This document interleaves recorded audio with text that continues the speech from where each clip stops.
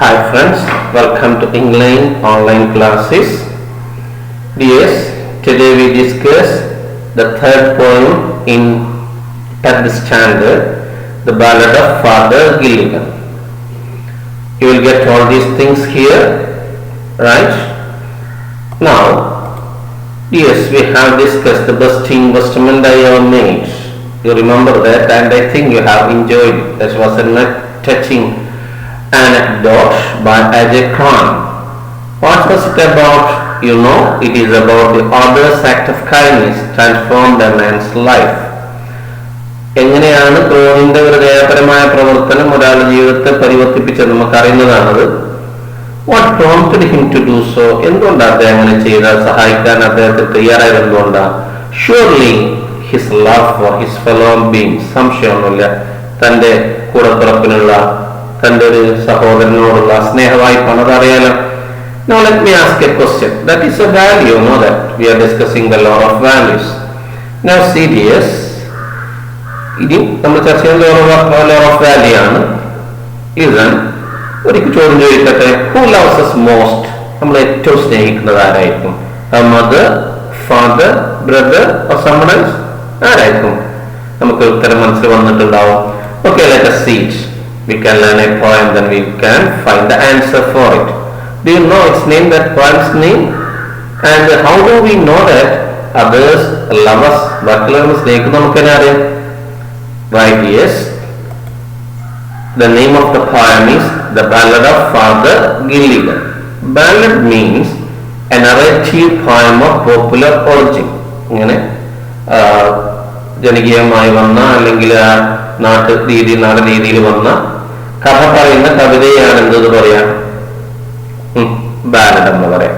It is written by William Butler Yeats. ബാലഡിനെ കുറിച്ച് വിശദമായിട്ട് നമ്മൾ ചർച്ച ചെയ്യുന്നുണ്ട്. പാരഗ്രാഫ് എഴുതാണ്ട് ചില പോയിന്റുകളൊന്നും ശ്രദ്ധിക്കുക. എന്താണ് ബാലഡിന്റെ പ്രത്യേകത? നറേറ്റീവ് ആണ്, ഫോക്സി ആണ്. ഇതാണ് ഈ പോപ്പുലർ ഒറിജിൻ കൊണ്ട് ഉദ്ദേശിക്കുന്നത്.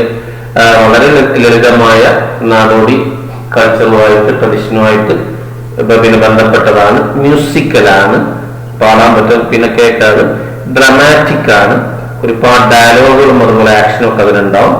സ്റ്റാൻസൈക്ക് ആണ് എന്ന് പറഞ്ഞാൽ സ്റ്റാൻസൽ, ചെറിയ ചെറിയ സ്റ്റാൻസുകൾ. നമ്മൾ ഈ കവിതയിൽ 12 ക്വാർട്ടൈനാണുള്ളത് എന്ന് പറഞ്ഞാൽ ഒരു ക്വാർട്ടൈൻ 4 വരിയാണ്. അതുപോലെ റൈം സ്കീം ഉണ്ട്, ABCB ആണ്. അതേപോലെ ഒരു വളരെ അൺഎക്സ്പെക്റ്റഡ് ആയ പ്രൊഡക്റ്റ് ഉണ്ടാവുക. ജസ്റ്റ് സൂചിപ്പിച്ചതാണ്, അത് മനസ്സിലുണ്ടാവണം. റെഡി അല്ലേ? Before entering the poem, let us see something about the poet William Butler Yeats. You know, this is William Butler Yeats. He is an Irish poet and one of the foremost figures of 20th century literature. In 1923, he won the Nobel Prize in Literature for his inspired poetry, and he is one of the few writers who completed his greatest works after being awarded the Nobel Prize, which include The Tower, The Winding Stair and other poems. ചെറിയൊരു idea കിട്ടിയിട്ടുണ്ടാവും. നമ്മൾ profile ചെയ്യുമ്പോൾ കൂടി കാര്യങ്ങൾ clear ആവാൻ റെഡിയല്ലേ? Okay dears, now we have mentioned that the best investment I ever made, that tells about the narrator's act or narrator's help transformed Mr. John into a selfless supporter of humanity. You remember that? Now, in this poem, we can see, or this is the story of Ballad of Father Gilligan. That means this is a poem telling the story of Father Gilligan. What Father Gilligan do? എന്താ അദ്ദേഹം ചെയ്തത്?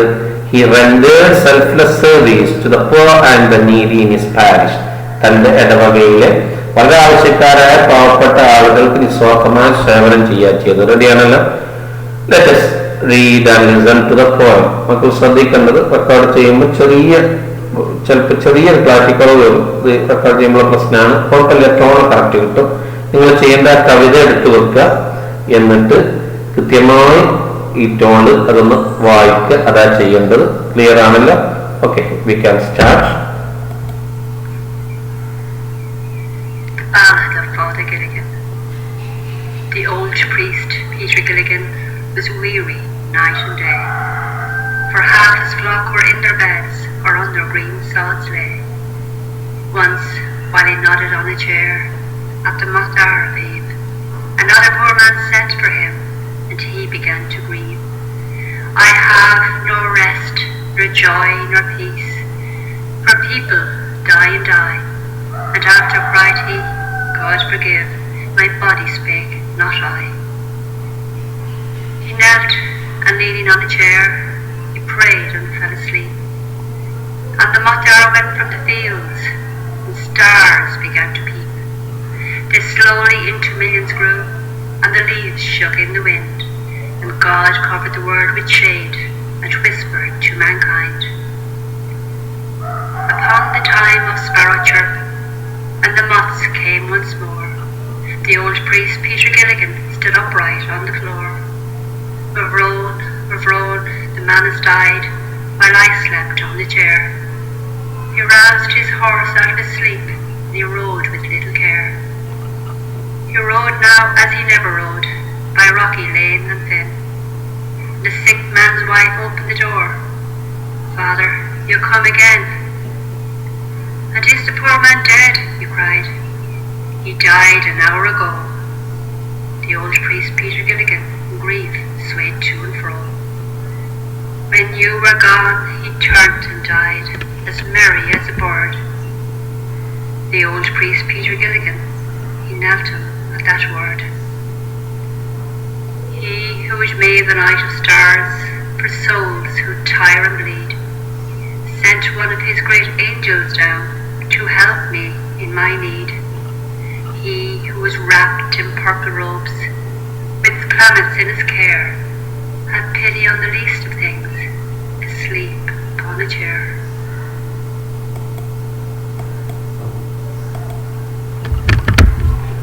Okay, yes, let us see some questions. See, why was Father Gilligan tired? I think you can keep the book open and you can try to find the answer. You know he had to work hard, right? Because the phrase that refers the people in his parish, a parishile ആളുകളെ കാണിക്കാൻ ഉപയോഗിച്ച വാക്ക് ഏതാണ്? Flock. Christian fate നമുക്കറിയാം, ഷെഫേർഡായിട്ടും ഫ്ലോക്കായിട്ടൊക്കെ അവരെ കാണും, നമുക്കറിയാം. Why did the poor man send for him? Because he was going to die, you know, and he wanted to get the last communion or the sacrament. Ready? Okay. Why did Gilligan complain? What did Gilligan complain? He had no rest, no joy, no peace. How did he try to rationalize his errant words? Makarkana. What time is mentioned in the last two lines? Clear right? No? I think you know some of the things. Before that, let us see an introduction. The Band of Father Gilligan by W.B. Yeats, an Irish poet, is a touching narrative about Father Gilligan, who rendered selfless service to the poor and the needy in his parish. നമുക്കറിയാം, മനസ്സിലായിട്ടുണ്ടാവും. തന്റെ ഇടവകയിലെ പാവപ്പെട്ട ആവശ്യക്കാരായ ആളുകൾക്ക് നിസ്വാർത്ഥമായ സേവനം നൽകിയെന്ന render എന്നൊക്കെ അർത്ഥമുള്ളൂ. Father ഗിൽലിഗനെ കുറിച്ചുള്ള വളരെ ഹൃദയസ്പർശിയായ ഒരു കഥയാണിത്. ആൻഡ് തീം ശ്രദ്ധിക്കണേ. The poem is an affirmation of a loving kind God who showers his benevolence on all his creations. എല്ലാ സൃഷ്ടികളുടെ മുകളിലും തന്റെ അനുഗ്രഹം വാരിച്ചൊരിയുന്ന ഒരു ദയാപരനായ സ്നേഹനിധിയായ വളരെ സ്നേഹിക്കുന്ന, നമ്മൾ അങ്ങേയറ്റം സ്നേഹിക്കുന്ന ദൈവമുണ്ട് എന്നുള്ള ഉറപ്പിക്കലാണ് ഈ ഒരു കവിത. മാത്രമല്ല, it declares God is mercy, pity and love. God mercyയാണ്, പിറ്റിയാണ്, ലവാണ്, കരുണയാണ്, ദയയാണ്, അതുപോലെ തന്നെ സ്നേഹമാണ്. God intervenes in the life of the priest at the time of immense need. ആ പ്രീസ്റ്റിന് ഏറ്റവും ആവശ്യമുള്ള സമയത്ത് അദ്ദേഹത്തിന്റെ ജീവിതത്തിൽ ദൈവം ഇടപെടുന്നതായിട്ടാണ് ഈ കവിതയിൽ അവതരിപ്പിക്കുന്നത്. റെഡിയല്ലേ? ബാലഡാകുമ്പോൾ നമുക്ക് 100% വിശ്വസനീയാവില്ല, അതൊക്കെ നമുക്കറിയാം. ഇതൊക്കെ ബാലന്റെ പ്രത്യേകതയാണ്. Somehow it carries a good message, right? Okay, we have got some ideas. Let us know more about. കുറച്ചുകൂടി കുറച്ച് കാര്യങ്ങൾ പറഞ്ഞു, കുറെ കിട്ടിയിട്ടുണ്ടാവും. ഒന്നും കൂടി വായിച്ചാൽ ക്ലിയർ ആവും. അതുകൊണ്ട് you please read the first 4 stanzas silently. 4 stanza നന്നായിട്ടൊന്ന് മനസ്സിട്ട് വായിക്കുക. നോട്ട് ദ ഇമ്പോർട്ടന്റ് വേർഡ്സ്, പ്രധാന വാക്കുകളൊക്കെ ഒന്ന് അത് എഴുതി വെക്കുക. നമ്മളത് ഡീറ്റെയിൽ ആയി ചർച്ച ചെയ്യുമ്പോൾ കാര്യങ്ങൾ പറയും. Okay dears, these are the lines. Read it silently.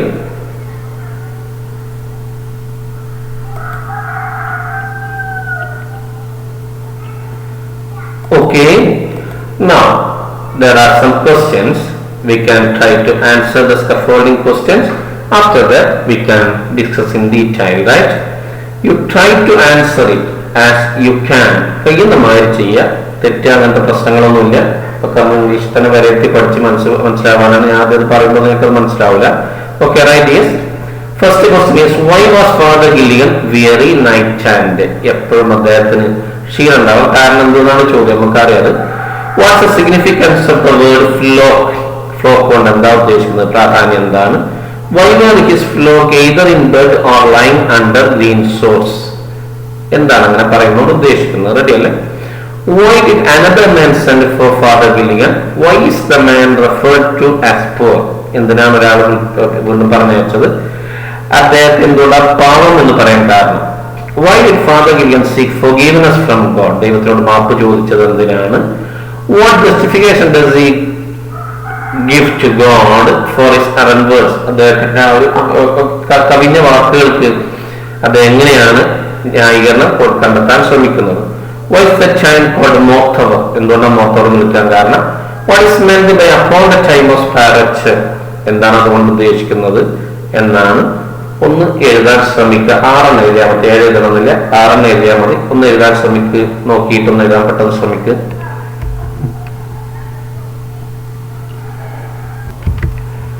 Okay, yes, I think you attended the questions. Let us discuss it.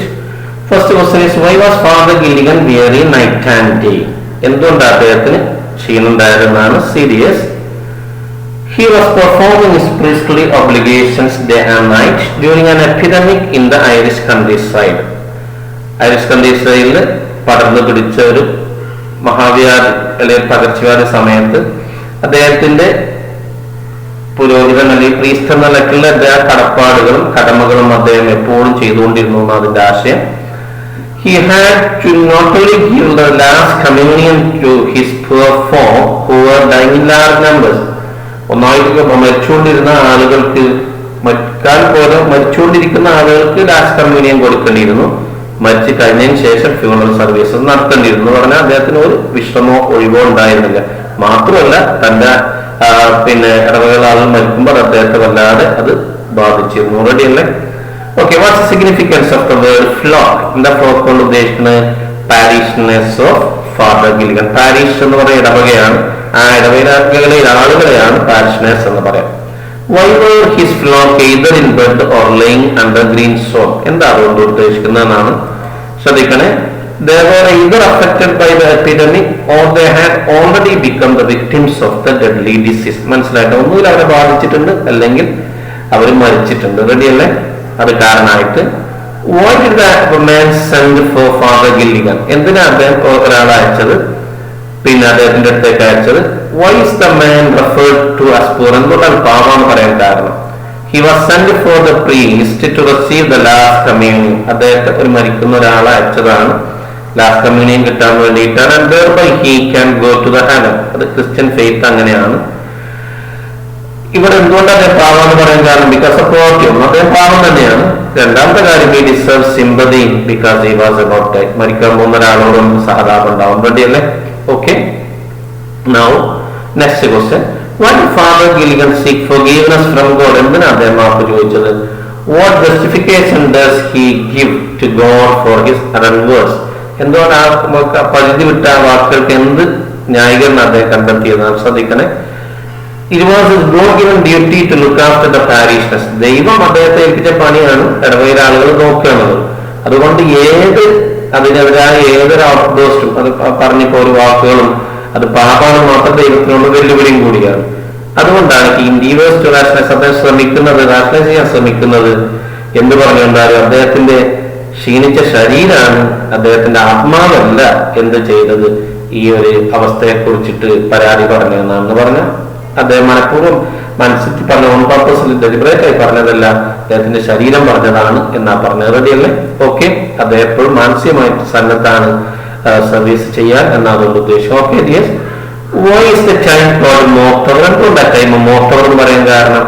poor illiterate villagers never possessed a clock or watch. അവർക്ക് വാച്ചോ അതല്ലെങ്കിൽ അവർക്ക് രക്ഷകനാണ്, അവർക്ക് വാച്ചോ ക്ലോക്കോ ഒന്നുമില്ല. അവർ സമയം പറയുന്നത് എങ്ങനെയാണ്? പ്രകൃതിയിൽ നടക്കുന്ന കാര്യങ്ങൾ മനസ്സിലാക്കിയിട്ടാണ്. റെഡിയല്ല മക്കളെ? കുറെ കാര്യങ്ങൾക്ക് മനസ്സിലായിട്ടുണ്ടോ? ജസ്റ്റ് ഇതൊക്കെ സ്വന്തം തന്നെ കണ്ടെത്തിയിട്ട് ഇതിലേക്ക് ചർച്ചയ്ക്ക് പോകുന്നത്. ഇംഗ്ലീഷ് പഠിക്കാൻ നമുക്കറിയാം, അത് വെച്ചിട്ടാണ് മലയാളമൊക്കെ പറയുന്നത്. എല്ലാവർക്കും ഉപകാരപ്രദമാവാൻ വേണ്ടിയിട്ടാണ്. Okay dears, now let us discuss the poem in detail, right? The poem in detail. Okay dears, now ഈ ചോദ്യങ്ങൾ ഒന്നും കൂടി നിങ്ങൾ വിലയിരുത്തി നോക്കിയാൽ ഉത്തരങ്ങൾ ഒന്നും കൂടി നോക്കുക. പെട്ടെന്ന് അടുത്തേക്ക് പോവാം. ഒന്നും കൂടി നോക്കിയോളാം, ഇതേ ശരിയല്ലേ നമുക്ക് ഉറപ്പ് വരുത്തണേ പെട്ടെന്നൊന്ന്.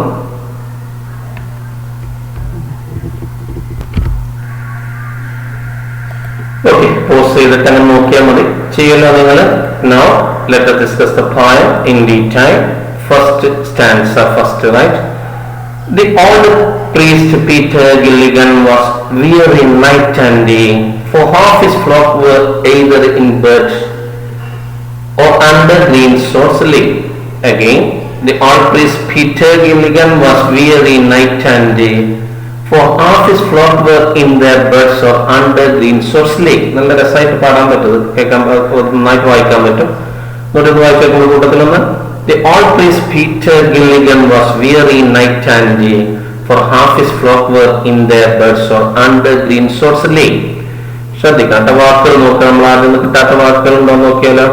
വിയറി എന്ന് പറഞ്ഞാൽ physically and mentally fatigued, tired, ശാരീരികമായി മാനസികമായി ക്ഷീണിച്ചാണ്. ഫ്ലോക്ക് എന്ന് പറഞ്ഞാൽ a group of sheep or goat, നേരെ അർത്ഥമാണ്. ആട്ടിൻപറ്റം നോക്കിയാൽ അതിൻ്റെ അർത്ഥം. ഇവിടെ church congregation guided by a pastor, ഒരു പാരിഷിലെ ആളുകളാണ്.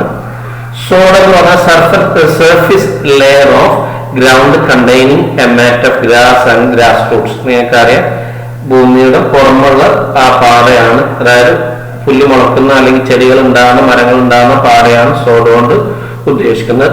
മേൽമണ്ണാണ് നമുക്കറിയാം. ഓക്കെ ആണല്ല? അപ്പൊ ഇനി നമുക്ക് ആ കവിത ഒന്ന് ചർച്ച ചെയ്തേക്കാം. The old priest Peter Gilligan was weary night and day.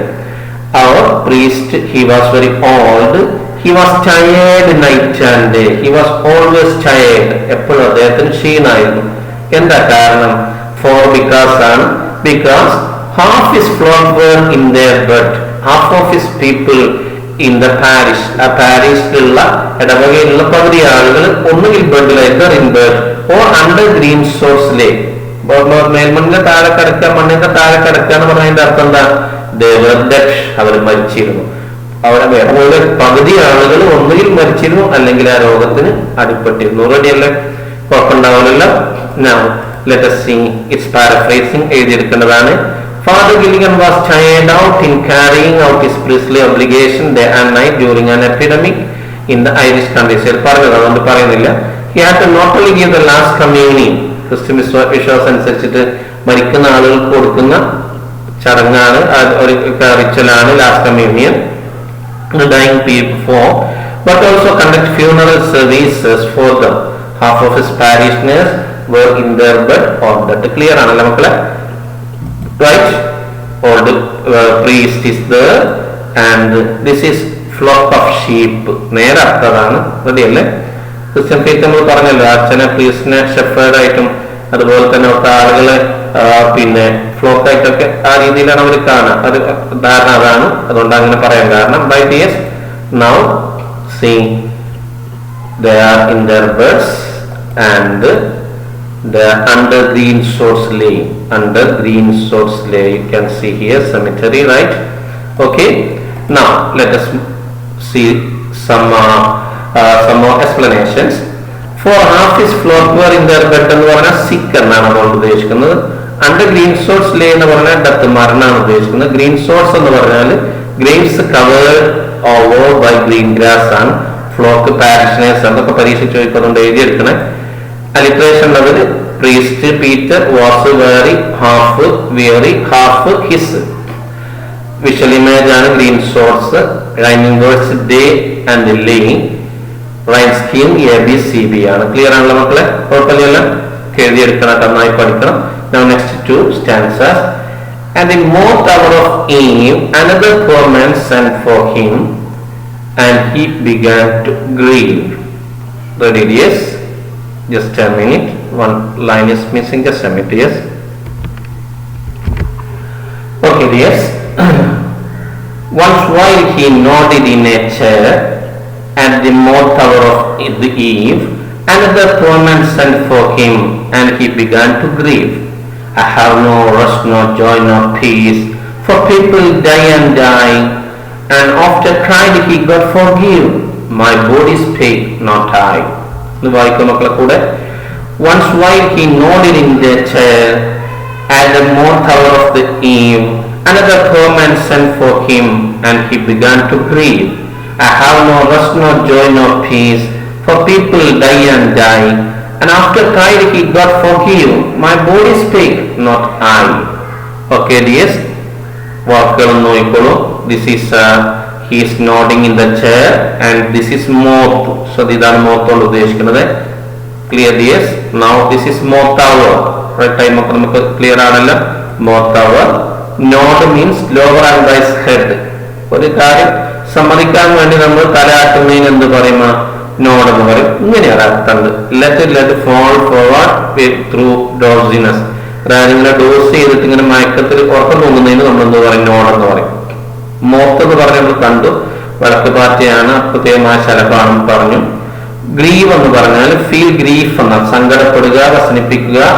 Grumble ഇങ്ങനെ കംപ്ലൈന്റ് ചെയ്തൊരു പുതുപുതുക്കുന്നതിന് നമുക്ക് ഗ്രീവ് പറയാം. ലെമന്റ്, മോൺ എന്നൊക്കെ അതിനർത്ഥമുണ്ട്. സ്പേക്ക് പണ്ടത്തെ, ഇപ്പത്തെ സ്പോക്കിന്റെ പണ്ടത്തെ രൂപമാണ്. ആർക്കേക്ക് യൂസ് ആണ് ഏത്? സ്പേക്ക്. ക്ലിയർ ആണല്ലോ? സംശയം ഉണ്ടാവില്ലല്ലോ? ഓക്കെ. യെസ്. കുറിച്ച് പറയാൻ നോക്ക്. Ones who sent for him? ആരാ അദ്ദേഹത്തെ വിളിക്കാൻ പറഞ്ഞു വെച്ചത്? Another poor man. And what was he doing then? He was nodding in a chair. അദ്ദേഹം എപ്പോഴാണ്? what was the time? more hour of eve. നമ്മൾ ചർച്ചയിൽ വന്നതാണ്. ഈവ് എന്നുള്ള ഈവനിങ്. നമ്മൾ കവിതകളിൽ ഈവനിങ്, ഈവനിങ് പറയും ഈവ്, മോർണിംഗിന് പറയും മോൺ എന്നൊക്കെ നമ്മൾ ഉപയോഗിക്കും. റെഡി അല്ലേ? ഈവ് വൈകുന്നേരമാണ് നമ്മൾ പറയാൻ ശ്രമിക്കുക. Once when he was nodding in a chair one evening, another poor man sent for him. ഒരു ദിവസം വൈകുന്നേരം അദ്ദേഹം കസേരയിൽ ഇരുന്നിട്ട് ഇങ്ങനെ മയങ്ങുന്ന സമയത്ത്, ഉറക്കം തോന്നുന്ന സമയത്ത് എന്ത് ചെയ്തു? വേറെ പാവപ്പെട്ടവരാണ് അദ്ദേഹത്തിന് വേണ്ടിയിട്ട് ആളെ പറഞ്ഞയച്ചു. ആ പോർമാൻ എന്ത് ചെയ്യായിരിക്കും? He was going to die. മരിക്കാൻ പോകുന്ന ആളായിരിക്കും. ലാസ്റ്റ് കമ്മ്യൂണിയൻ കിട്ടാനായിരിക്കും. അദ്ദേഹത്തെ പൂർ എന്ന് പറയാൻ കാരണം എന്തായാലും ചർച്ച ചെയ്തു. ഒന്നാമത്തെ കാര്യം അദ്ദേഹം പൂർ തന്നെയാണ്, ലിറ്ററലി പൂർ ആണ്. രണ്ടാമത്തെ കാര്യം മരിക്കാൻ പോകുന്ന ആളോട് നമുക്ക് സഹതാപമുണ്ടാവും. Then what did Father Gilligan do? He began to grieve. അദ്ദേഹം സങ്കടപ്പെടാൻ തുടങ്ങി, അതായത് സങ്കടങ്ങൾ പറയാൻ തുടങ്ങി. റെഡി അല്ലേ? ഓക്കെ ആണല്ലോ മക്കളെ? എന്തൊക്കെ അദ്ദേഹം പറഞ്ഞത്? I have no rest, no joy, no peace. He has no rest. അദ്ദേഹത്തിന് വിശ്രമമില്ല, എന്റർടൈൻമെന്റ് ഇല്ല, അതുപോലെ തന്നെ സന്തോഷമില്ല, സമാധാനമില്ല എന്ന് പറഞ്ഞു. എന്താ കാരണം? Because people die after one another. ഓരോന്നിനു ശേഷം ഓരോരുത്തർ തുടർച്ചയായിട്ട് മരിച്ചുകൊണ്ടിരിക്കുക ആളുകൾ. And after cried he, then he cried. പിന്നെ അദ്ദേഹം വിഷമത്തോടുകൂടി പറഞ്ഞു. എന്താ പറഞ്ഞു? God forgive, forgive God, forgive me God. ദൈവമേ പാഠം എനിക്ക് മാപ്പ് തരണം. മൈ ബോഡി സ്പീക്ക്, എന്റെ ശരീരമാണ് സംസാരിച്ചത്, നോട്ടായി ഞാനല്ല. ക്ലിയർ ആണല്ലോ മക്കളെ? റൈറ്റ്? യെസ്. ഇതൊക്കെ നമ്മൾ കണ്ടു. Now we can see it's paraphrasing. One evening, completely tired out, Father Gilligan had dozed. Dozed എന്ന് മയങ്ങാന്നാണ് അറിയാലോ, ഉറക്കത്തിന് മയക്കാണ്. Suddenly he was awakened by the urging call of a parishioner who was sent by a poor man who was dying. Clear ആയിരിക്കും? Okay. The man is referred to as poor because of poverty, and he deserved sympathy because he was about to die. Father began to grieve and complain. Began to give and complained that he was about to die. Sorry, he had no rest, joy or peace.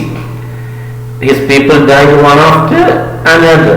Soon he realized that it was his God-given duty to look after the parishioners and to complain against it was a sin and a challenge to God. So he prayed God to forgive him, saying that it was his exhausted body, not his spirit, complained of the state of his life. Clear, yes? Right? Now alliteration die, no, die കണ്ട alliteration ആണ്, assonance ആണ്. Image മോക്തവർ പെട്ടെന്ന് കാണാൻ പറ്റിയതാണ്. Rhyming words ആണ് eve, grieve, die, I. Rhyme scheme ABCB തന്നെയാണ്. മോക്തവർ എന്ന് പറഞ്ഞാൽ മൊത്തത്തിൽ ഉദ്ദേശിക്കുന്നത് the time when moths come in swarms, കൂട്ടായിട്ട് മോത്ത് വരുന്ന, ശലഭങ്ങൾ വരുന്ന ആ സമയമാണ്. അത് ഈവനിങ് ആവാം, മോർണിംഗ് ആവാം, പറഞ്ഞു പ്രഭാതാവാം, പ്രദോഷാവാം, ഡസ്കോ, മോർണിംഗോ ഈവനിങ് ആവാം. മോത്ത് ഓഫ് ഈവ് എന്ന് പറഞ്ഞാൽ ഈവനിങ് ടൈം ആണ്. ക്ലിയർ ആയിരിക്കും? എല്ലാ കാര്യം പറഞ്ഞിട്ട് മക്കളെ ശ്രദ്ധിച്ച് പഠിക്കണേ. Right? The last stanza that we are going to discuss today. He knelt leaning on the chair. He prayed and fell asleep, and the moth went from the fields, and stars began to peep. He knelt leaning on the chair. He prayed and fell asleep, and the moth went from the fields, and stars began to peep. Peep എന്ന് പറഞ്ഞാൽ നമുക്ക് രണ്ട് വാക്കുകൾ ശ്രദ്ധിക്കണേ. This is stars began to peep. You can see the stars began to appear, right? See, leaning means bending. ഇങ്ങനെ ചാഞ്ഞിരിക്കുന്നതിനാണ്. Peep എന്ന് പറയുന്നത് ഫർട്ടീവ്ലി, ഒരു രഹസ്യം നോക്കുക, ഇങ്ങനെ ഒരു അർത്ഥമുണ്ട്. അപ്പിയർ ആസ്റ്റോ ഫ്രം ഹൈഡിങ്, ഒളിക്കുന്ന ഒരു മറിഞ്ഞിരിക്കുന്നിടത്തുനിന്ന് പ്രത്യക്ഷപ്പെടുന്നതിന് നമ്മൾ എന്ത് പറയും? പീപ്പ് എന്ന് പറയും. രണ്ടർത്ഥം ഇവിടെ പറ്റുന്നതുകൊണ്ട് രണ്ടും പറഞ്ഞത്. ഓക്കെ, അപ്പൊ അദ്ദേഹത്തിന് പിന്നെ ചെയ്ത് തെറ്റായി പോയി തോന്നിയപ്പോ what he knelt, he stood on his knee, മുട്ടുകുത്തി നിൽക്കുന്നതിനാണ് നെൽറ്റ് എന്ന് പറയുമ്പോൾ അറിയാം. And leaning on the chair, bending on the chair, ചെയറിലേക്ക് ഇങ്ങനെ ചാഞ്ഞു നിന്നിട്ട് what did he do? He prayed and fell asleep. He prayed God because of regret. വളരെ പശ്ചാത്താപം കൊണ്ട് അദ്ദേഹം എന്ത് ചെയ്തു? റിമോഴ്സ് കൊണ്ട് അദ്ദേഹം എന്ത് ചെയ്തു? പ്രാർത്ഥിച്ചുകൊണ്ടേയിരുന്നു. അതിലങ്ങനെ fell asleep, അറിയാതെ ഉറങ്ങിപ്പോയി. And see, the moth went from the field, the evening passed. എന്ത് കടന്നുപോയി? വൈകുന്നേരം കടന്നുപോയി വാരുന്നൊക്കെ. And stars began to peep. That means the night appeared. എന്തായി മാറി? രാത്രിയായിട്ട് മാറി. Okay, yes. Now see the paraphrasing. While he was praying, the tired priest fell asleep by the side of his chair. ഉറങ്ങിപ്പോയി. The evening passed. Evening കഴിഞ്ഞു. The twilight disappeared from the field. മങ്ങിയ വെളിച്ചം അത് അപ്രത്യക്ഷമായി. It was night and stars appeared in the sky. രാത്രിയായി നക്ഷത്രങ്ങൾ കാണാൻ തുടങ്ങി. റെഡിലിയസ് alliteration daily from his field അറിയാം. വിഷ്വൽ ഇമേജ് മോത്ത് ഒക്കെ പറഞ്ഞതാണ്. ഓഡിറ്ററി പ്രൈഡ് കേൾക്കാൻ പറ്റിയതാണ്. റൈമിംഗ് വേർഡ് ആണ്. പിന്നെ സ്ലീപ്പ് ആൻഡ് പീ. റൈം സ്കീം ABCB തന്നെയാണ്. റെഡിലിയസ് main ideas. His theme is this one and this is the main idea. നമ്മൾ സമ്മറി എഴുതാൻ പറയുമ്പോൾ അത് ഇത് എഴുതിയാൽ മതി. എല്ലാ കാര്യങ്ങളുണ്ട്. നേരത്തെ നമ്മൾ തിരിച്ച് ചർച്ച ചെയ്തതായതുകൊണ്ട് ഇതൊക്കെ ഞാൻ വീണ്ടും വായിക്കുന്നില്ല. Yes, I think you have got what we have discussed about the theme and everything. You know that we discussed everything. I think you got it.